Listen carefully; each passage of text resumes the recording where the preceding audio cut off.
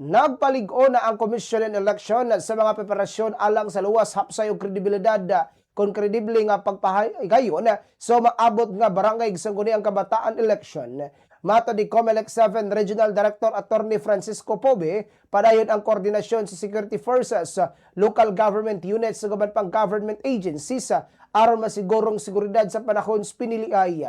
Nakig-koordinar usab ang COMELEC sa Commission on Human Rights NAMFRELA para sa Pastoral Council for Responsible Voting o mga non-government organization alang sa pagmonitor sa election process.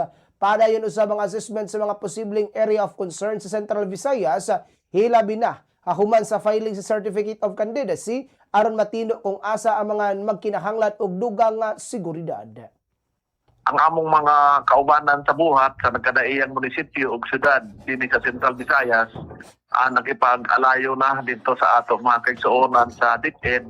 At the same time, hinahinay na po namong i-coordinate ang among mga kaubanan sa kingan na nato mga national government agencies na naglandpod sa Joint Security Council. Alalay nato o mutambayayong nato para ato mapahigayon ang malinaw, mahapsay, o ang credible nga elections nga ato pakayong ang karong Nobyembre 2. Ikatulo, ato kung gi-coordinate ang ato mga national non-government agencies or non-government organizations, ang atong mga, especially kanang member nato sa Citizens Arm, kanang NAMFREL, PTCRB, o other local nga mga NGOs nga naglangkob nga mo alalay nato pag pahigayon nga ang pinili ay hapsay o pagbantay nato nga walay mga ingon nato mga kapulian.